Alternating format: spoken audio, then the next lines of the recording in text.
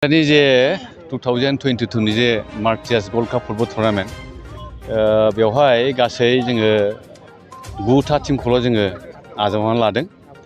गोबां technically problem दङ, ओंखायनो जोङो टीमखौबो गुबुन जायगानिफ्राय जोङो लेंहरनो हायाखै। गोसो दंमोन नाथाय हायाखै।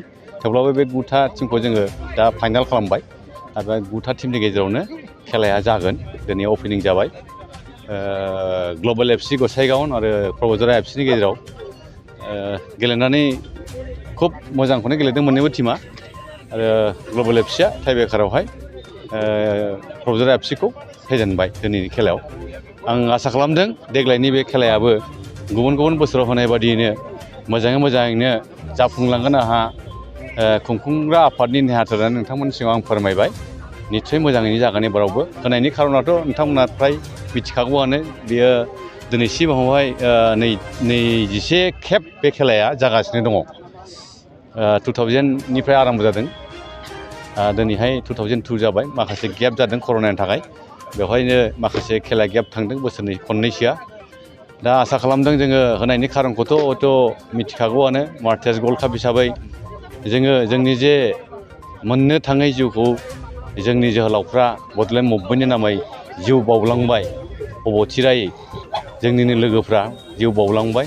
दा बिथांमोनखौ जों माबोरैहायबा गोजोरै जोङो लाखिनो हागोन, बिथांमोननि मुंखौहाय हाथरखि अलंबारफोर बादि जों माबोरैहाय लाखिनो हागोन, बे थांखियै जोङो बे खेलाखौ होबाय थायो। जाहाथे जों गोसोखांबाय थानो हायो, जोङो खुलुमबाय थानो हायो बिथांमोनखौहाय, जिउ बाउलांनाय जोंनि जोहोलावफोरखौहाय।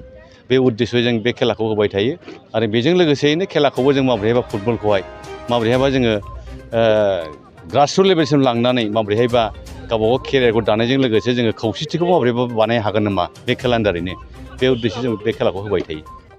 जोङो मिजिंखौ जोङो गैया होननो हाया, मिजिंआ दङ।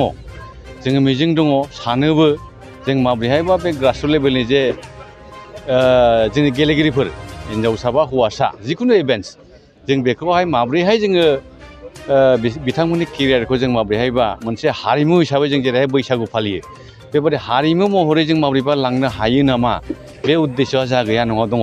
आंबो दा केडिसिनि आफादगिरि जानानै आरो गुबै सिगांनिफ्रायबो आङो दंबाय थायो केडिसियाव। आरो नैबे बड'लेण्ड मार्टियास गोल्ड कापआवथ' दिनैसिम आङो 7 बोसोर रानिं जाबाय नेहाथारि हिसाबै।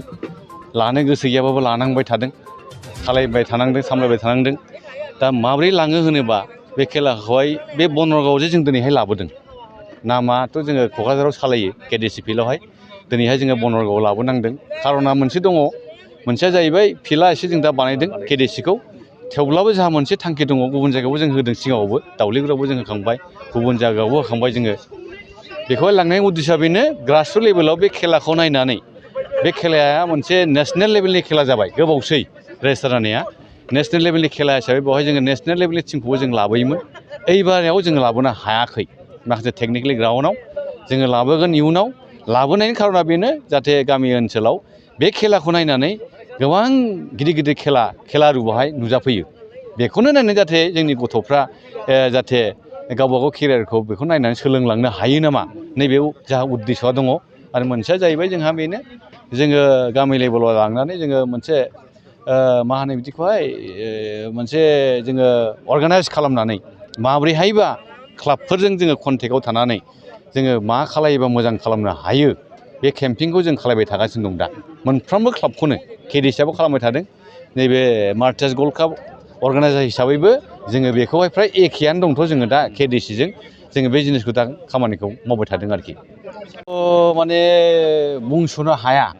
हमनानै ला, मैया दाखालिसो जोङो ISL नुबाय, बाहाय जोंहा फाइनाल गेलेदों हलिचरन नार्जारि जोंहा फंबाया। दा बेखौ लानानैथ' जोङो बिराद गोजोननाय दङ। बियो आथिं गाज्रि जानानै गेलेजोबनो हायाखै, निस्सय जों बिराद दुखु मोनदोंमोन। नाथाय जोबनाय समाव बियो 3 खेला बियो फाइनालसिमाव गेलेनानै जोबनायाव बेखौ कचआ ओरैबायदि कनफिडेन्ट लादों, जों आसा खालामदों बेखौ गेलेहोनाय नंला, खारन बियो गेलेनो हायाखिसै आथिं गाज्रि जानानै। थेवब्लाबो कचआ कनफिडेन्ट लानानै गेलेनानै फाइनालावबो जोबथानाय जे गल टाइब्रेकाराव बेखौ जे जोहोदों। आरो बे जोंना हलिचरन नार्जारि फंबाया जोंहा गलखौबो सोनो हानानै टीमखौ देरहासार खालामदों। बेनिफ्राय देरसिन आरो गोजोननाय जों थानो हाया आरोखि। आरो मोनसेया जाहैबाय, जोंनि बे ओनसोलनिनो खाग्राबारि गामिनि आंनि गामि असे, बेवहाय जोंहा दा वुमेन आन्डार 19 आरो 18 बे मोननैयावबो बे साब गेमफ्राव गेलेनानै मोनसे आन्डार 19 जेनदों फाइनालाव दाखालि आरो गेलेबावनो आन्डार 18 बियो चेम्पियनशिप जानो हाबाय इन्डिया आरो भारतबर्षआ आरो दा बियो आन्डार नेसनेल टीमावनो आन्डारबाव गैला बैसोनि खोथा नंला सेनियर टीमावनो बियो 30 जन 30 जन जे खेलारु बासिदों नेसनेल टीमनि थाखाय बेवहायबो जोंना बियो दङ आरोखि वुमेन टीमाव दा जोङो न'आव फैयोब्ला जोङो बाहाय हलिचरन होनो सानदोंमोन नाथाय बियो दा टीमाव थानायखाय बे फैनो हाला हलिचरनजों कन्टेक्ट जों दहाय खालामदों आंनो रायलायदोंमोन दा बाथ्रा जाहैबाय बेबो ट्रेनिङाव थांगोन मुम्बाइआव 6 तारिखआव गाबोननि खोथा जों बुंहरदों हायोबा नों गाबोन फैनांगोन गाबोन 4 तारिख अखानायै फार्स्ट 6 तारिखआव थांगोनबा नोंहा 5 तारिखआव प्रिपेरेसन जानांगोन ओंखायनो हायोबा नों गाबोन फैदो होननानै जों बुंदों बियो दा कल बेक खालामनांगौ आरोखि बियो फैयोब्ला गाबोन फैगोन जोंनाव थेंक इउ বিগত আন্দোলনত বড়ো আন্দোলনত জীৱন দান কৰিছে তেওঁলোকৰ নামাকৰণ দি যিহেতুকে আমি সদায় চলাই আহি আছোঁ এইবাৰো আমি প্ৰস্তুতি লৈছোঁ আৰু আজিৰ দিনটোত যিহেতুকে উদ্বোধনী মেচখন হৈ গ'ল আমি ভাবিছোঁ এই যিখন আমাৰ মাৰ্টিয়াৰ্ছ গোল্ড কাপ ফুটবল প্ৰতিযোগিতাখন গাঁৱে ভূঞে আমি সকলোকে যাতে আমাৰ খেলাৰ প্ৰতি এটা সহৃদয় বা উন্নতি হয় সেই মৰ্মে আমি এই বনৰগাঁৱত এইবাৰ অনা হৈছে গতিকে আগন্তুক দিনবোৰলৈ আমি সদায় যাতে এই খেলখন প্ৰতিযোগিতা কৰিব পাৰে সেইটোৱে আমি মনস্থ কৰিছোঁ তথা আমি সদৌ অসমবাসীকো ৰিকুৱেষ্ট কৰিম এই বছৰ হয়তো কিবা কাৰণত কৰোনাৰ কাৰণে হয়তো নোৱাৰিলোঁ বেছি মানে উদযাপনৰ কাৰণে আমি হুলস্থুল কৰিব নোৱাৰিলোঁ আতুমটোকাৰীভাৱে যদিও কৰিছোঁ অহা দিনবোৰলৈ আমি নিশ্চয় ডাঙৰকৈ এই খেলখন অনুষ্ঠিত কৰিম বুলি আশা কৰিছোঁ এই বছৰৰ টিমে অংশগ্ৰহণ কৰিছে তাৰ ভিতৰত ধৰক ওদালগুৰি আছে চিৰাং দুৱাৰ আছে ধূপধৰা আছে আজিতো দুটা হৈ গ'ল আছে কচুগাঁও আছে বাৰংখা আছে ইত্যাদি আদি কৰি 9টা টিমে অংশগ্ৰহণ কৰিছে হিচাপে 1 লাখ প্ৰথম পুৰস্কাৰ কেছ এৱাৰ্ড আৰু ট্ৰফি দ্বিতীয় যিটো ৰানাৰ্ছ আপ বুলি কয় 50,000 বেষ্ট প্লেয়াৰ 5,000 কিমান দিন 10 তাৰিখে ফাইনেল হোৱাৰ আমি মনস্থ কৰিছোঁ যদি ভগৱানে আমাক যদি একো অসুবিধাৰ সৃষ্টি নকৰে আমি 10 তাৰিখে ফাইনেলটো কৰিম गोजोनथाव खौरां आसामाव थानाय बयनिख्रुइबो साबसिन सोलोंथाइ होग्रा मिरुफोरनि गेजेराव टेक बुस्टाराबो गंसे क'क्राझार जिल्लानि सिङाव थानाय CSD फिसारि मावख'नि साखाथियाव थानाय खारगावआव बे टेक बुस्टारा दङ बेयाव बयनिख्रुइबो मोजांसिन सोलोंथाइ आरो नेम सोलिनाय गोग्गो थाखो खथानि सुबिदा दङ